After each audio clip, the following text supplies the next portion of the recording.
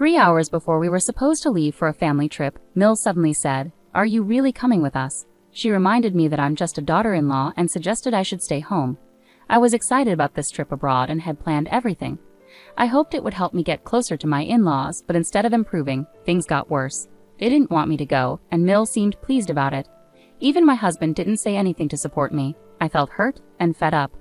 If they treated me like this, I decided I didn't care anymore.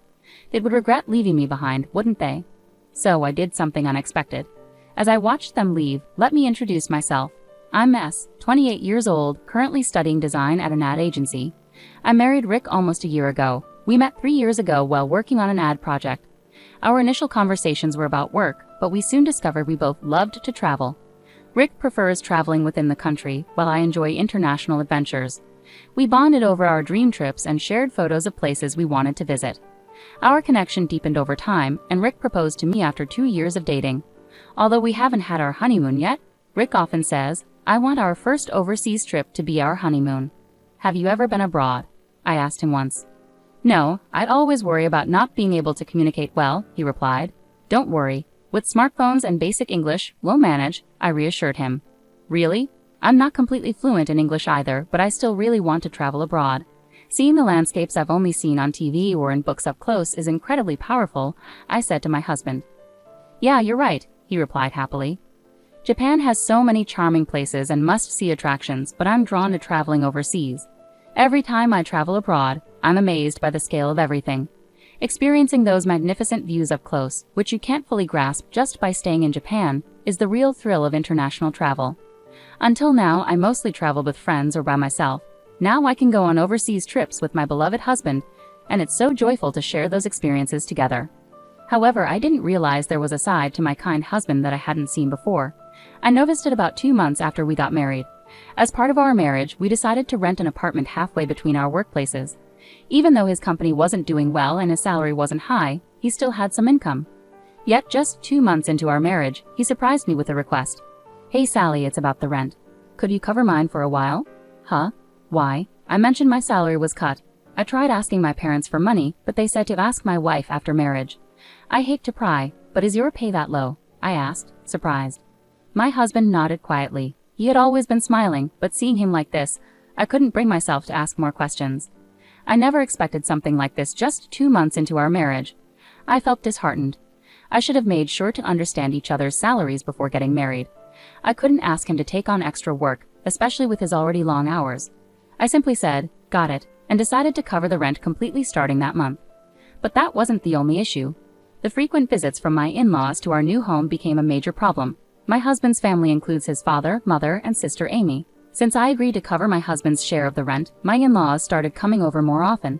They would arrive unannounced, have dinner, and sometimes even stay overnight without warning. It's not that I dislike my in-laws, but I felt uncomfortable, especially around my mother-in-law, who seemed to hold a grudge against me. Whenever she visited, she would make snide remarks. "Hey Sally, just because you're busy doesn't mean you can neglect your chores, right?" "Huh? I'm doing the best I can with the chores," I replied. I heard from Rick that sometimes you come home later than him. As a wife, prioritizing work over household chores is unacceptable, you know, my mother-in-law remarked. "That's only when there's a deadline. Usually I leave on time and take care of things at home," I defended myself. Always getting defensive. "I bet work is more important to you than Rick, huh?" "That's not true. That's why I've said so many times that marrying into this family wasn't a good idea, right Rick?" I turned to my husband, hoping for support. But he just chuckled uncomfortably and said, "Don't fight, okay?" It frustrated me most that my mother-in-law seemed to annoy me, but I was also angry at my husband for not standing up for me. Even when my father-in-law and sister-in-law made snide remarks, he just smiled and watched. He always went with the flow, which hurt me more than dealing with their comments. One day, when I came home from work, I found my husband looking at a Hawaii travel guidebook. "What's that for?" I asked, curious about the sudden interest in travel. As I asked, he lit up with excitement and eagerly began to speak. "Hey Sally, how about going on a trip to Hawaii together? You've been there before, right?" "Hawaii? I've been there like 3 times. "Yeah, I've been there, and my family also wants to go." "So your mom is coming too?" "Yeah, since we're already planning to go as a family, it'll be a family trip." To be honest, I felt nothing but anxiety about my husband's proposal.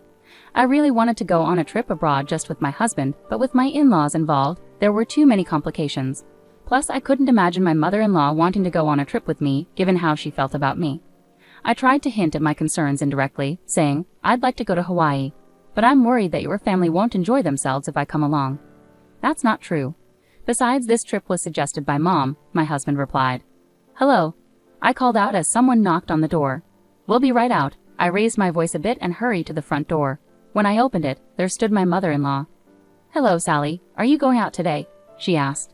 Huh? We're actually heading out on a trip right now. I'm really excited for Hawaii. It's been a while, I replied. What are you talking about? We're the ones going on the trip, she said, looking confused. Huh? I was momentarily taken aback by her statement. Just then, my husband rushed over from inside the house, saying, sorry, and apologized for being late. Seeing him, my mother-in-law smiled broadly and said, Rick, you're so late. I've been waiting outside. Sorry, Mom. My hair wasn't cooperating, he explained.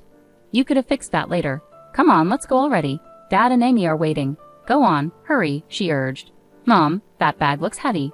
Let me carry it for you, my husband offered. Thank you. You're always so kind, Rick, she praised him. My husband blushed happily at her words. I felt a bit uneasy for a moment, but since it was the beginning of the trip, I didn't want to start off feeling irritated. Following them, I grabbed my carry-on and began putting on my shoes. Then my mother-in-law looked puzzled and slowly said, Wait a minute, Sally. What are you doing? What do you mean? I'm putting on my shoes too. We're going on a trip together, I replied, confused. Enjoy your trip then, she said coldly. Huh? What are you saying? We're all going to Hawaii together, right? I said, bewildered. I glanced at my husband, but he avoided eye contact with me. Seeing his reaction, my mother-in-law chuckled mockingly and said, Seriously, you weren't actually planning to come along, were you? Huh? Come on, cut it out. Why would I not be coming on a family trip? But this is supposed to be a family trip, you know. Huh? You're just a daughter-in-law, so obviously you're staying home and holding down the fort. 3 hours before we were supposed to leave, just as I was about to walk out the door, my mother-in-law's unexpected remark hit me like a ton of bricks. It sent a wave of anguish through my chest, making me feel dizzy and unsteady. Rick, what does she mean? I asked, desperately seeking clarification from my husband. I asked my husband, but he didn't respond. Instead, he headed towards the car with my MIL, leaving me feeling like I might collapse any moment. In that instant, my feelings towards my husband and my in-laws cooled rapidly. What did I expect? Maybe it was foolish to hope my MIL would ever support me, but I never imagined Rick would betray me like this. It became clear he had no intention of standing by me from the start. It all felt so absurd. I decided I didn't care anymore. That's what I thought. I did love my husband, that much was true. But I realized I was in love with an idealized version of him, not the real person. A spineless puppet who couldn't stand up to his family, a pawn dancing to his mother's tune. What had I ever seen in him? If only I had seen this sooner, things might have turned out differently. But dwelling on regrets now won't change anything. I resolved to take action. Their trip was planned for a week starting today. With that knowledge, I packed my belongings into cardboard boxes and called my father to bring a car for me. As I waited for my father, my phone rang. It was my MIL calling. I knew why she was calling, but I ignored it deliberately. She must have been furious. She had been calling me incessantly lately. But I stood firm in my decision. I wasn't going to answer that call. Then my husband called. He probably had a lot to say. I took a deep breath and answered. Hello. Sally, you picked up. It's you? My husband sounded flustered, his voice trembling slightly. I could imagine how panicked he must be, and I couldn't help but laugh. What's wrong? Your mom kept calling me nonstop too. It's a disaster. We arrived in Hawaii fine, but I don't know where to go from here. I really want to check into the accommodation, but I don't know where it is or how to get there. What should I do? Huh? You're asking me now? You left without knowing anything, and now you're asking me. Isn't this your responsibility? But you made the reservation, right? I thought someone in the family would have the travel plans. And no one knew anything. Typical of my spontaneous in-laws, I chuckled bitterly, and he raised his voice. Just tell me the travel schedule already. No apologies, just irresponsible words from my husband. I knew it, but this guy is just his mother's son through and through, I muttered to myself, frustrated. I demanded to know the travel schedule from him firmly. Are you kidding me? I'm feeling seriously uncomfortable because of you guys, so why do you think only you should have fun? He protested. There's no way I'm telling you. Figure it out yourselves and manage on the spot, I retorted sharply. Do what? That's too heartless, isn't it? I'll buy souvenirs, so, he tried to reason. Souvenirs? I don't need them. Don't make a fool of me. I trusted you and put up with your family, but I've had enough. How could you? I couldn't hold back my disappointment. This incident made me realize that he's just as disappointing as his mother. I was used only for making travel plans and left out of the much-anticipated Hawaii trip.